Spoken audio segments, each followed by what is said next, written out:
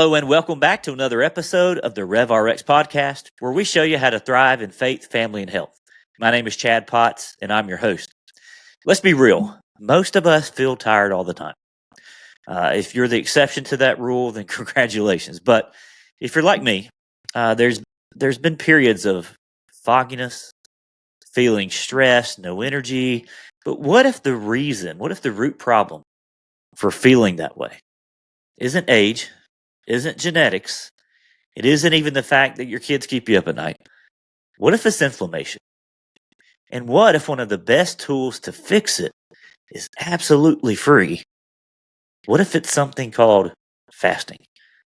This week on the Rev Rx Podcast, I'm talking with Dr. Bryana Gregory. You may recognize her from episode 20. I encourage you to go back and take a listen to that. But she's back.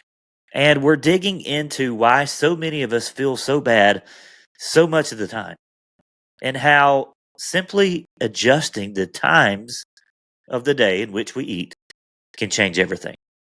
It's not about starving, it's about healing.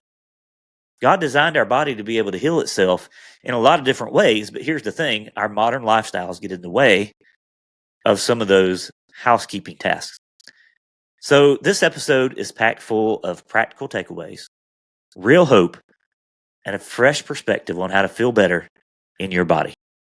You're going to want to buckle up for this episode. We try to take a lot of complex medical jargon and we try to make it approachable so that anyone listening to this can understand it. So without further ado, I introduce to you my friend, Dr. Bryana Gregory.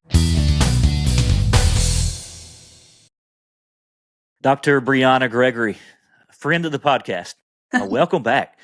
You may remember her from episode 20. We had a fantastic conversation about how your genetics impact your health and the great work she's doing as a pharmacist and as a wellness expert. Love what you're doing. You're getting accolades. You're getting published.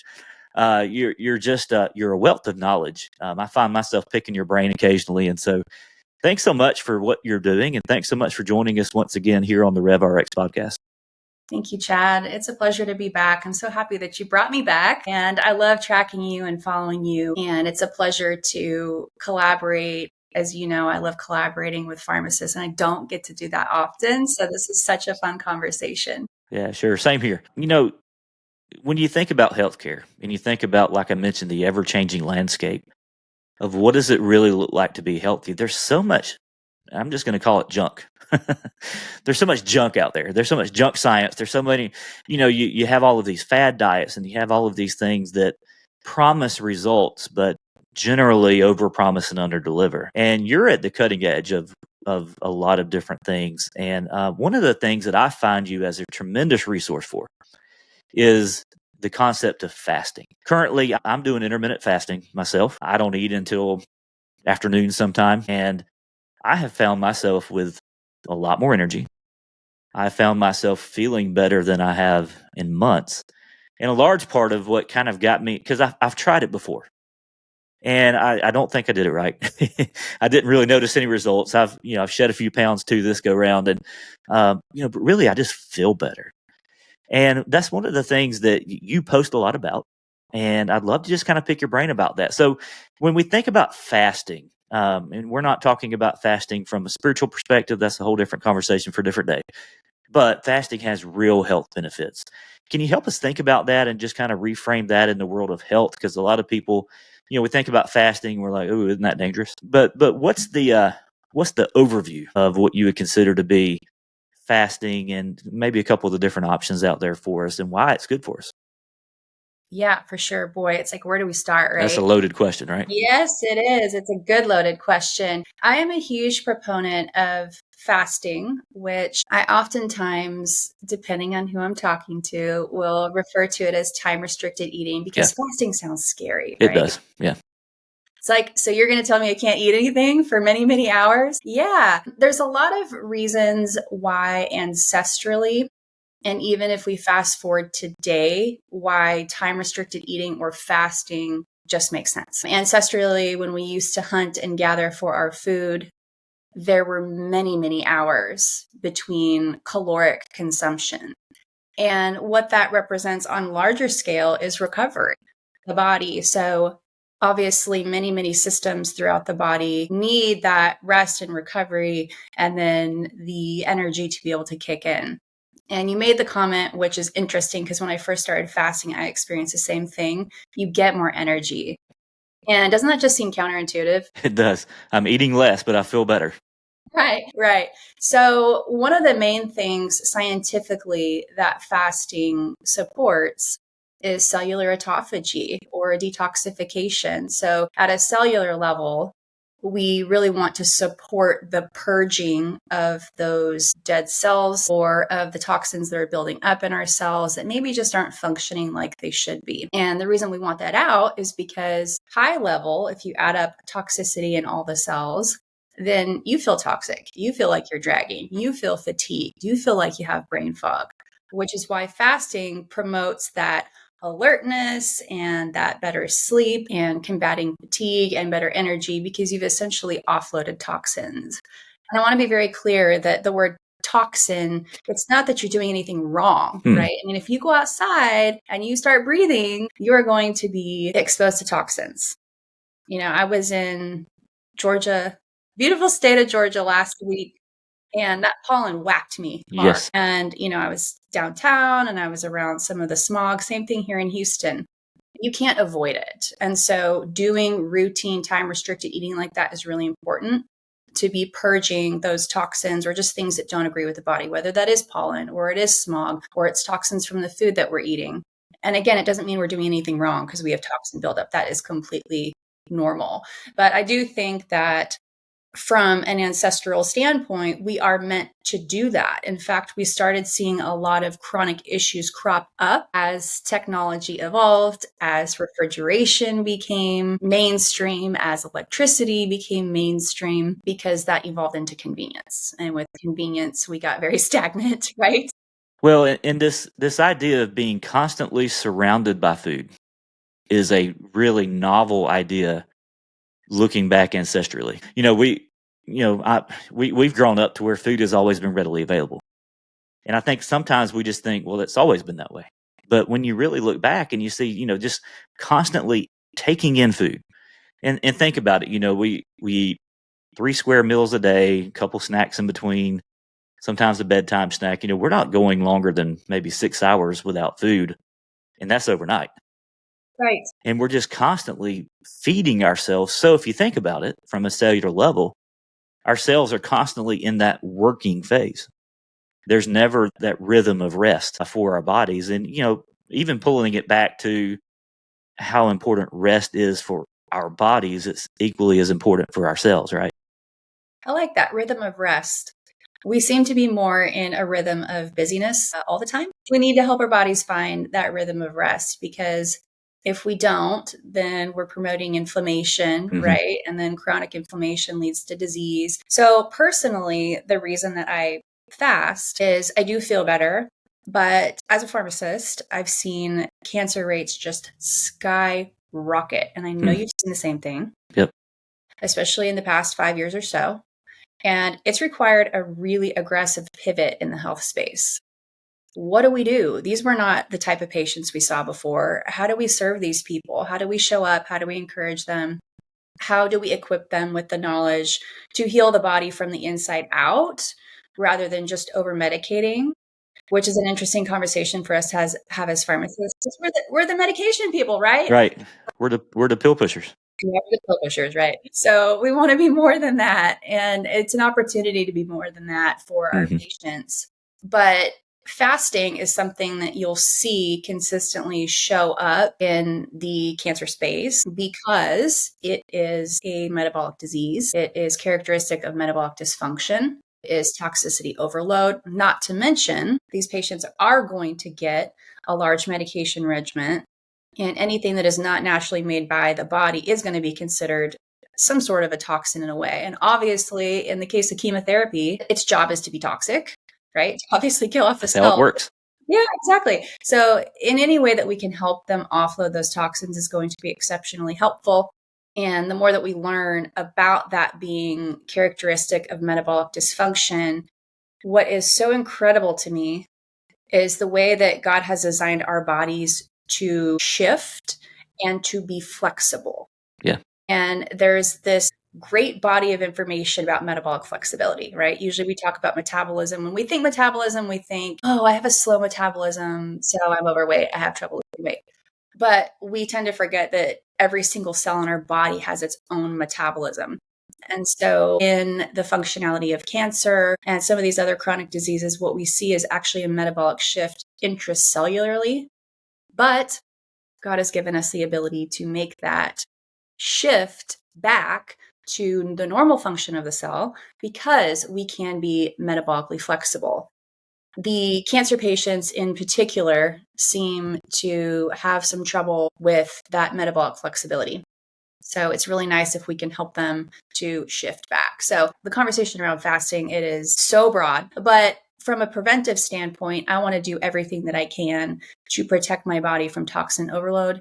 That's why I personally do it. And then there's the added benefits of just feeling more energetic. And I see the same thing amongst my patients as well. Yeah. And I think this is a good launching point for us because, there's a lot of people who, who kind of toyed around with the idea of fasting and may be interested in it, not real sure how to go about it. And of course, we always want to say, talk with your physician or someone who knows you, knows your chart, knows your medical conditions before you do this. Just kind of give that disclaimer. But what I want to say too is that it's kind of the way our bodies were designed, is to be able to have these periods of offloading of sorts, kind of taking out the trash. Think about it. If you're in your home and you constantly just build up trash, because we purchase things, we have consumables, we have all of these disposable goods, and we throw them away in the trash can, and we never take that trash out. That's going to be a toxic place to live for a lot of different reasons. Can you imagine? Well, our cells are the same. They need this opportunity to take the trash out, so to speak. And fasting allows us that process of taking that out. And so it's no wonder that we feel better, right? It's no wonder we have more energy because we're allowing our bodies to get rid of some of that waste. And I love the way that you explained it. And I think that really helps us to think about that. Now, more of the practical side of fasting. So if someone was thinking about it and if they've been okayed with all of their issues that, chronic diseases and that sort of thing, how might they go about maybe putting their toe in the water, so to speak, of fasting? And what are some different options? How can they start doing that themselves? Yeah, for sure. So one of the ways to kind of gauge if you would really benefit from fasting is if you have trouble fasting. So what that's telling us is that you are a little bit metabolically unstable. Your body has cravings that are driving your food consumption. So just keep that in mind. The reason I preface it with that is because don't get discouraged if you don't knock it out of the park on day one. So as you mentioned earlier, we're usually sleeping, maybe somewhere around 6 to 8 hours in an evening, but either way, you're already going to be able to start with that. You're not eating while you're sleeping, hopefully. So, you could have already got that under your belt. So then you can work with several hours in the morning of not consuming food. Now, it's really nice to be able to start with a goal of at least 12 hours, which is pretty easy for most people. They're usually doing at least 10, if not 12 already, hours without food. So what constitutes fasting versus not is another question. Water, you can definitely consume. That's if it's bubbly water. Now, not the flavored water, but carbonated water or regular water is fine. Also, black coffee or tea is fine. If you think about what you're able to consume when you go and you have lab work, that's still considered fasting. So that's okay. Once we start getting a little bit more into the details of fasting, you can usually put something around less than 50 calories in your coffee or tea, let's say in the morning, and get away without breaking your fast. So most people will start with this intermittent fasting, which is about 12 hours or so. So you can do 12 and 12 hours of fasting, 12 hours of eating. A lot of people will do, like you said, the 16 or 17 hours. And then they're doing somewhere, maybe 7 or 8 hours of a window of eating as well. And that works really nice. Since we just covered the topic of autophagy, AKA taking out the trash, I think this is a good time to explain where we hit that. The concept of fasting is so fascinating because, to your point, some people do really well on the every other day. Some people do really well on intermittent. Some people do really well on 72 plus hour fasts. So there's a dimmer switch. that happens around 16 or 17 hours that pushes us into cellular autophagy. So if you think from the first minute that you start fasting, you get to hour 12, 13, 14, 15, and then around 16 or 17, it's like, boom, you start to hit cellular autophagy, you start purging the toxins, and it's not like it's going to make you sick. It's not like they're all just, the body is smart. It kind of leaks them out and allows you to purge it out of the body, a little bit at a time or in a safe way. But that's why I like to be able to get people to 16, 17, 18 hours plus, because that's when they start getting that benefit of autophagy. So to just start, get very clear on what breaks a fast and what doesn't. So, know what you can have while you're still going to be actively fasting so that you don't break your fast. If milk or dairy products are tolerated, even a half a cup of grass-fed milk or something in the coffee is going to be fine in the morning. Really, there are certain things that will maybe pull me out of a fast that wouldn't pull you out of a fast because we're two different human beings. Right. And certainly not going to get into all the details of this because this is a separate podcast on its own. Maybe round 3. Yeah, right. But what does it look like as a difference between men and women? So for men, you guys get it a little bit easier when it comes to fasting. You have more of that daily fluctuation in hormones, AM, PM, some that happens in the middle of the day, right? And hormones play a big role in our weight and our metabolism and our ability to fast. So for someone that's a very experienced faster, does really well fasting several days in a row. For a woman, that's going to look much different. It's going to look different if they are premenopausal, perimenopausal, postmenopausal, and also what about during their cycle? So on a month-to-month basis, a lot of patients that I see, because I work in the hormone space too, is girls, and unfortunately, Chad, it's getting younger and younger. Young girls have crazy breast tenderness and crazy migraines prior to their cycle. And they're thinking, wow, what is going on? But they don't always make the connection that it actually has to do with their hormone cycle. So when we can use fasting like that as a tool, it works really nicely for people. And it's not all about calorie restriction. It's about feeding. It's about that feeding window too. What you break your fast with is nearly as important as the fasting itself. Because once you get past 24 hours or so, especially past 72 hours, you get a major recruitment of stem cells to the gut, which is great. And that's how you get that longevity benefit from fasting. But those cells have to eat something. And so when you break the fast, it's really nice to put fermented foods in there. Sauerkraut, high protein vegetables, things like this that are going to nourish and diversify that microbiome when you do break your fast and start eating. So it's not great to break it with a chocolate chip cookie as much as you're going to want it, especially if you haven't been eating for 72 hours. Right. And it's that may feel really good in the moment. I've been waiting all day for this. But to me, that's kind of the opposite of why you should be doing this anyway. It's to really focus on giving our body what it needs to thrive. And that I'm all about that. What does our body need to thrive? And there's several different ways of thinking about it. Number one is God designed us miraculously. You can't study the human body and not see the fingerprint of God all over it. Just the intricate design of all the different things we described. Like all of these cells in our body have this process of working and getting rid of toxins and doing it in a way that doesn't make us sick. And, it's just a beautiful process. But then realizing that sometimes we can hijack that process and we can kind of abuse that process and we can get in the way of those natural processes happening and just allowing your body to do that house cleaning that it needs to do. Right. It's almost a detox of sorts. And we've kind of said everything but that term. And I think maybe some people can relate to that. It's almost a detox of sorts. Yeah. Getting to that area of autophagy. No, not to get away from fasting because this has been so valuable.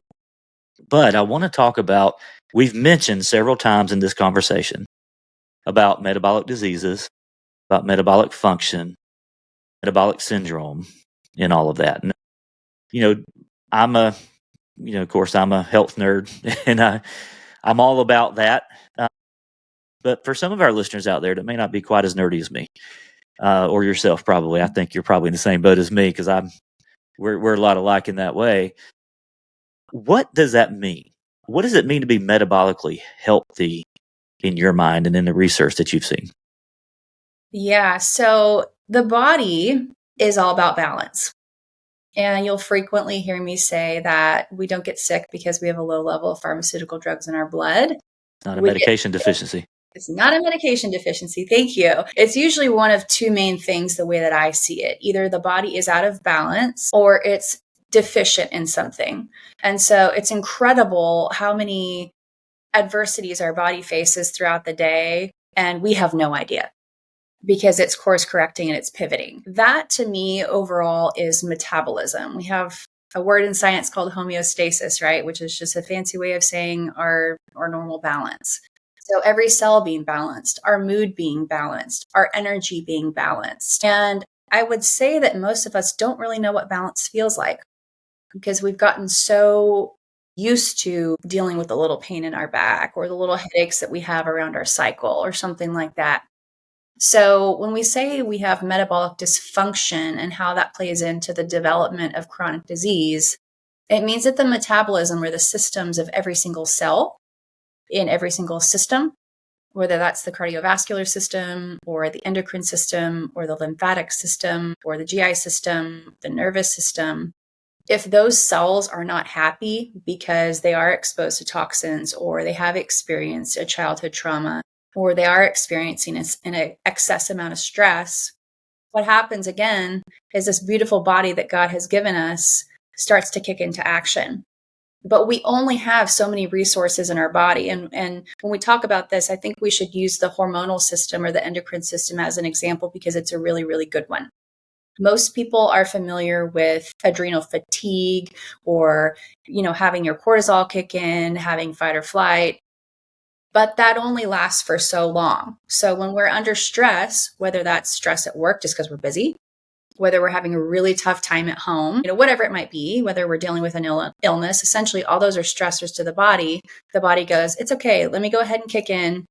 I'm going to give you some cortisol. I'm going to allow the adrenal glands that sit on top of the kidneys, right, to kick out this cortisol to help mitigate the stress. It's going to be okay. But when that stressor is persistent over months and over years, which this happens frequently in our lives, and they go unrecognized how long they persist oftentimes, is the body only has so much cortisol and it's going to start pulling from other resources. So it's like robbing Peter to pay Paul. Mm-hmm. And then that's when we start getting deficiencies. So we get this, increase in cortisol. It's starting to distill from other hormones. And then we don't make our sex hormones well, then we're feeling fatigued. Then our skin starts getting saggy when we get old. We don't have libido anymore, right? But the good news out of this conversation is if we go back to the root cause and we see where that stressor initially started, we can actually correct that. And that's the beautiful thing. We don't have to over medicate because of all these symptoms that we're having. So when we talk about metabolic syndrome, we're talking about metabolism and a syndrome. That's metabolism. A syndrome is a collection of symptoms, which obviously is our body's way of communicating to us and say, hey, hello, I would love some help over here. Yeah, symptoms are... Yeah, please give me back what I'm deficient in. Yeah, symptoms are so important. I think sometimes we ignore symptoms because we're just kind of used to them, right? Oh, it's just part of getting old. But in reality, symptoms are kind of our body's way of waving a red flag, right? And so looking at metabolic dysfunction, and I want to dig a little bit into syndrome. I think I saw a statistic the other day, and correct me if I'm wrong, but I think it's somewhere around 93% of people in America are or have metabolic syndrome. Something along it's extraordinarily crazy. Only 7%, I think that's only 7% of people, do not have, I think, 3 out of the 5 criteria. And part of those criteria include high blood pressure, waist circumference, and it's different for men and women. You've got different aspects of your cholesterol panel that are involved in that. There's 5 criteria that if you meet, I think it's 3 out of the 5, you're diagnosed with metabolic syndrome. But really, those are indicators that there may be some sort of metabolic dysfunction going on, right? And what I see a lot in chronic disease, when we look at the root cause behind diabetes, cancer, things like even autoimmune diseases, dementia, heart disease, cardiovascular disease, all of these things, a lot of times the root cause is the same, right? And what is your experience with that? Inflammation. right? Yeah. And Bingo. Yeah.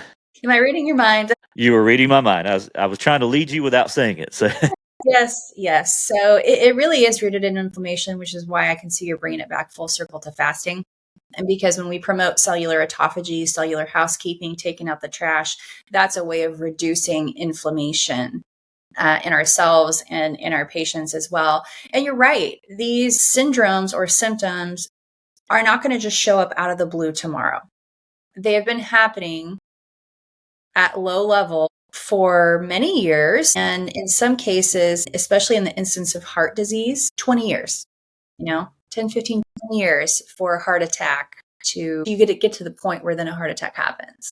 yeah, and a lot of times our modern healthcare system misses that point because you don't have symptoms and your cholesterol panel is kind of okay, and yet we still see people having heart attacks. And you didn't have that didn't happen today. That happened decades ago. And the process of inflammation has just finally gotten to the point where there's been a breaking point. I think we should talk about inflammation Let's because do it. inflammation it's a great thing until it's not. You're right. Acutely wonderful. Yeah. Chronically terrible. Yeah. One of your kids falls off the monkey bars at school, scrapes his knee, and then what happens? If inflammation didn't happen, he'd probably just bleed out.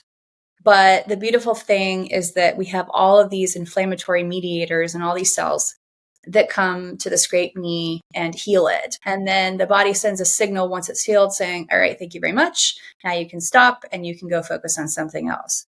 That's great. But if we're talking about low-grade inflammation that happens in the cardiovascular system, right, that eventually 2 decades later leads to a heart attack, that's something that we have control over, and we have control over not allowing it to become a chronic inflammatory process. We can't talk about this without discussing nutrition. Mm-hmm. And there are a few things that irk me more than hearing that someone goes in for cancer treatment and they have been for months and years, and the doctor has never asked them what they eat. It's the one thing we have to do every single day. Eat, okay, and sleep. But, really, we need to be having that conversation with our patients, because the reason I say that is, at least in my work, especially with genetic testing, because it's a test where I can actually see what's going on in the patient. If I never asked them about their food and I didn't help them rule out high inflammatory foods, yes, a lot of times they have no idea what these high inflammatory foods are, right? So in the world of nutrigenomics testing, which is the type of genetic testing I do, I focus a lot on the foods.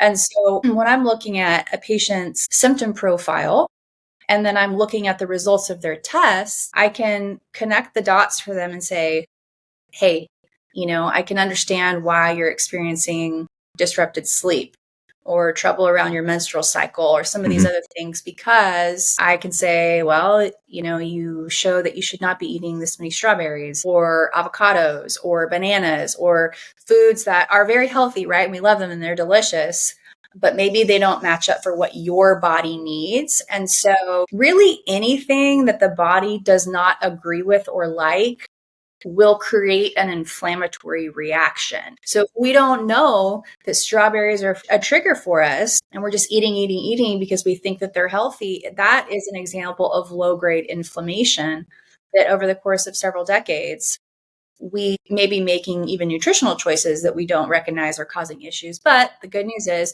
we have control over that. We can absolutely change what we eat.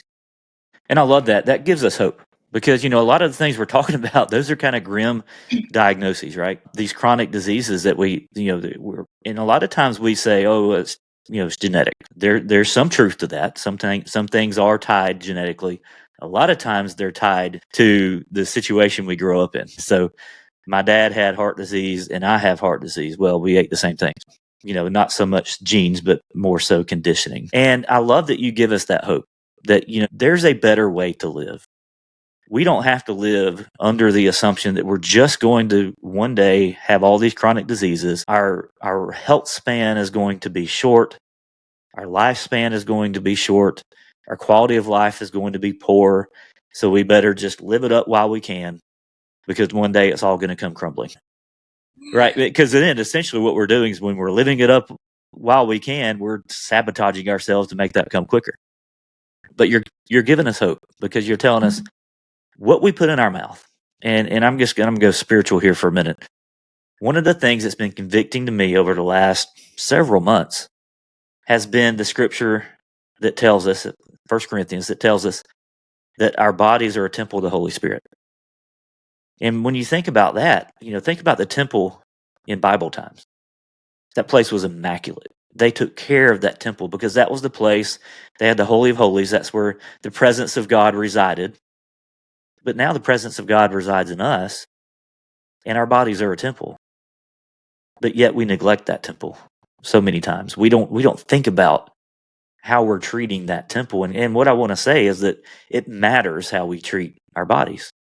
And how you treat your body today, the food that you put in your mouth, the amount of movement that you have, the amount of stress that you have in your life that's going unchecked and not being addressed and not being dealt with, all of those things lead to inflammation. And while it may not be that big of a deal now, you may just have fatigue. I think I read that that's the cause for the most healthcare visits in the United States is fatigue. You may just feel fatigue, not quite right, kind of brain fog type stuff right now. But over the years, it's going to take its toll. But we don't have to go down that road. We do have some control over whether or not that happens to us. And a lot of it comes down to nutrition. Fasting is, I'm going to say it this way, correct me if I'm wrong, fasting is one of the tools we have to do that. Yeah, absolutely. I think we actually have a responsibility. We've been given these bodies and we have a responsibility to upkeep them. And just like, think about your most maybe your most expensive or treasured item in your home, or the china, in the credenza or something like that. You keep it pristine. You hand wash it. You scrub it. You do all of these things to maintain it. And I really think a big problem is we've allowed ourselves to get so busy. And I am the first one to admit this because I inherently will try to put everything on my plate. But then I just get a bigger plate. And I will just keep absorbing to-dos. And so nobody's perfect at this. It's really hard. It is. Especially when you are a driven individual who wants to help, who wants to serve, who wants to, help in all of these different areas, especially as healthcare professionals. We want to make ourselves accessible. And as pharmacists, we're trained to do that. And we always make ourselves available. And it's actually a really beautiful thing that we can do that. We don't have to charge for every single interaction or note that a patient sends us. We have the opportunity to do that. So I think also taking an inventory of what is on our daily to-dos and getting more comfortable in saying no. Mm-hmm. And after you say no, give yourself a pat on the back and say, I'm proud of myself. I did that, because you made time for yourself. A change that I recently made because I was really feeling a struggle with what we would call work-life balance is after I work at the pharmacy every day, I come home and I take all of my calls for my genomics testing clients. So my days are long. And it's a privilege to be able to do that. I also find myself neglecting me if I just keep going, just blowing and going. So it's something as simple as blocking off my Wednesday evenings. That's me time. Even if I get to do an extra load of laundry, I feel good about that. Or if I just get to say, hey, I'm going to go out and I'm going to enjoy the sunshine and go for a walk today. And just that small shift has actually been really healing for me, which hopefully is reducing my inflammation and my stress and, protecting my longevity and my health span. Yeah. We have to do that. And I've learned it the hard way. There was a period in my life where I was a yes man. Anytime anybody wanted me to do anything, yeah, because I wanted to help. We're in a helping profession, and that's kind of what we do. And then of course I'm also a minister, and that's it's a whole nother thing. And so I didn't have boundaries, and I think that's the big word we're talking about here is boundaries. And all of my worlds kind of just came together, and there was really no time for me. And my body reached out to me. I say that kindly. It didn't feel kind at the time. Those symptoms, again, are red flags, right? And so I had chest pain, palpitations, shortness of breath. Thought I was having some sort of heart issue. Did all the tests. Everything came back fine. My doctor came in and said, hey, Chad, good news. Everything's great. I'm like, well, good, but I don't feel great. And then he's like, would you say you're busy? Would you say you're stressed? And my first instinct was no. And I thought for a second, and I said, well, probably. He said, tell me your schedule. And I told him my schedule. And he said, no. You need to just empty your schedule, keep it that way for a little while, then slowly add back, but never get to this point again. The point of all that is saying that boundaries are important, not only in our relationships, but for our bodies. And, if we don't manage that, then it's kind of manage us. And I learned that the hard way. But yeah, it's so important to be able, a lot of times we're in that hustle culture, right? To where we push. We work, and there's no time for us. But that's part of this whole conversation. The rhythm of rest, right? Rhythm of Our rest. bodies, our cells need a rhythm of rest. Periods where we're not constantly bombarding them with food and work to do. And our bodies, our souls, our spirit, our physical bodies as well, body, mind, and soul. We need those rhythms of rest as well. That's the way we were made. God rested on the seventh day. I don't think he was tired. I think God rested on the seventh day to show us, hey, this is a pattern for you, because you're going to need this rhythm of rest too. And so, man, I love how we've brought all that full circle. Last thing I want to mention to you is, can you tell us about, okay, we talked about genetics. This is your big deal here. A lot of times we think that's just my genetics, that's just my DNA, that's just how it is. But there are epigenetic changes that happen. And that's a big fancy word. I'll let you unpack it a little bit for us. But can you give us the 30,000 foot view of what it looks like for different environments in our body, either chronic stress, inflammation, and how that can turn on or off genes and affect basically our propensity for chronic disease, but then the power of tools like fasting, nutrition, exercise, and all that to shift that the other way? Yes. And actually, I'll give you an example, because this is what I'm starting to see more trends for those people that I genetically test. My nutrigenomics testing is just a form of genetic testing that focuses on wellness. So it looks at how the body relies on our genetic makeup to pull nutrients out of foods or vitamins, minerals, things like that, because the way that I do it and you do it are going to be completely different, how our bodies respond. So that's what we're evaluating. Some of the main markers I look at on my test, and there's several, but I'll mention two in regard to your question, are cellular autophagy and inflammation in a lot of depth. Now, my relevant example is that we are 5 years post-pandemic. And so medicine looks different for us today than it did 5 years ago. And so to be able to pivot and help our patients best, we have to understand what some of those changes are. The number one biggest change I've seen in the last 5 years is that our cells have become metabolically hijacked. And that's a result of a few different things. But either way, it's exposure to too much of especially the spike protein that sits on the outside of that SARS-CoV-2 virus, right? So not to get too much in the weeds about that, but what I see repetitively is that I have so many patients that have been in a chronic state of inflammation for so many years, like within the past 5-year period. The ones that come to me the very sickest are exhibiting those symptoms that are in alignment with everything you just said about metabolic dysfunction. But why, when we've all been exposed to COVID, repetitively over the past several years, why is this person that I'm evaluating so sick, where the next person is just going along like, I think I had COVID, but I don't really know. Mm-hmm. So when I look at their genetic profile, their inflammatory genes, the genes that are responsible for turning on and off inflammation, what I see is their genes are really good at turning on inflammation, but not so great at turning it off. And nearly 100% of the time, their markers for cellular autophagy, so their body's ability to detox well, is terrible.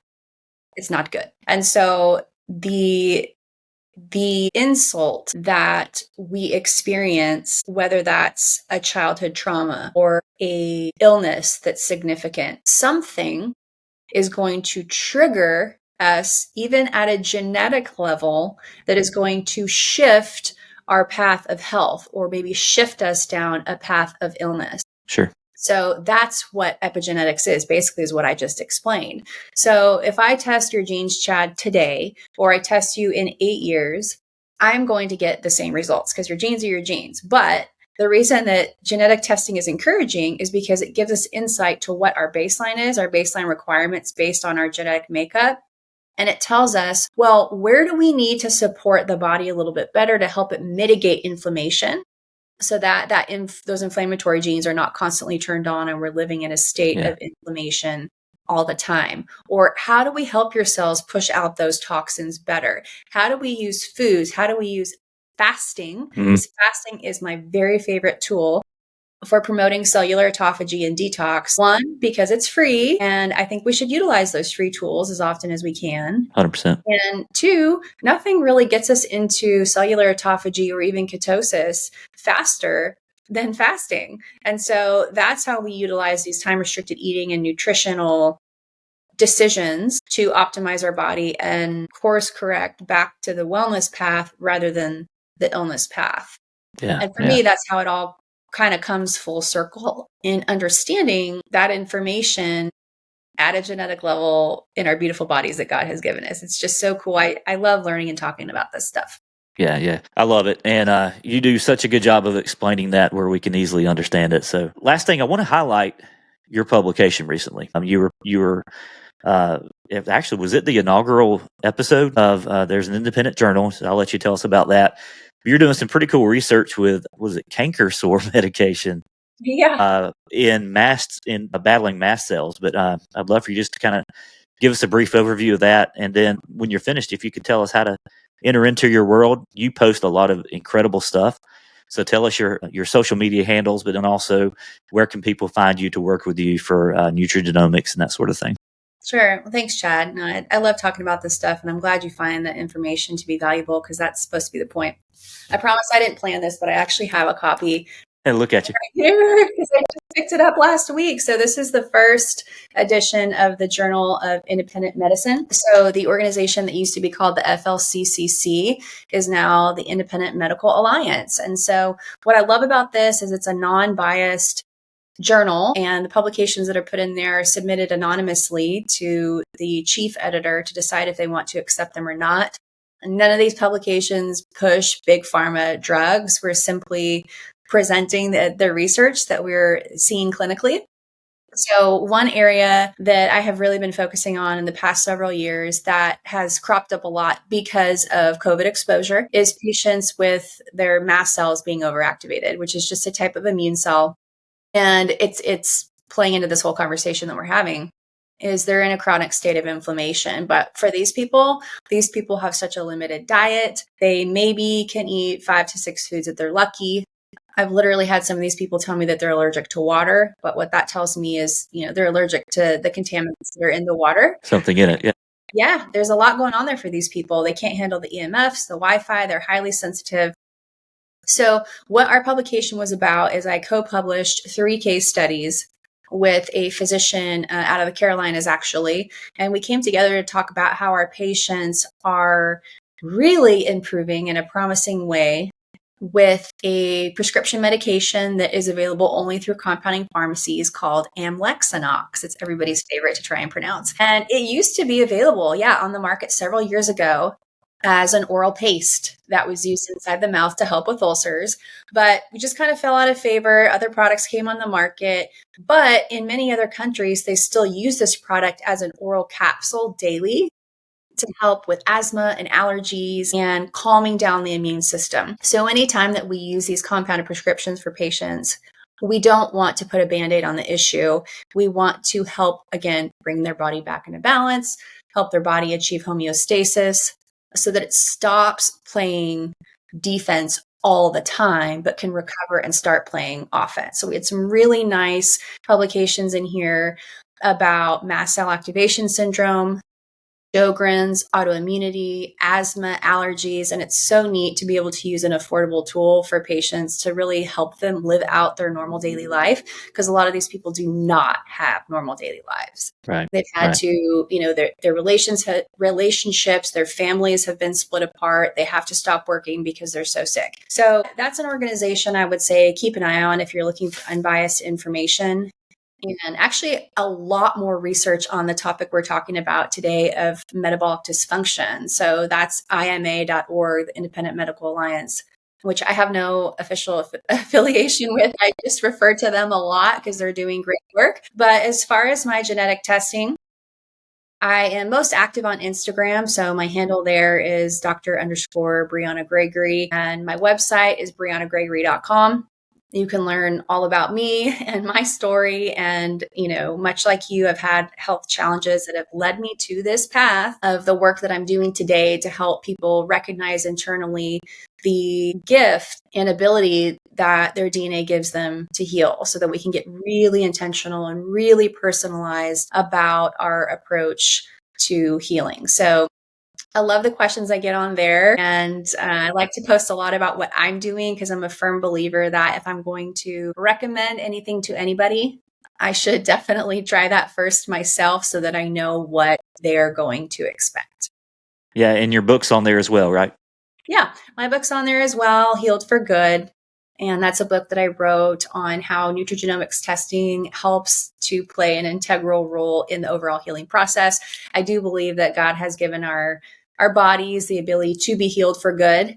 And again, like we talked about, it's a responsibility for people. But one of the beautiful things I see as a result of genetic testing people is at the end, they go, this is amazing because I just saw the results for my own body and I actually feel encouraged. So This is not news that is going to tell us, oh, we've just been dealt these genes. It's going to give us a roadmap to how we heal in a customized way so that it actually works.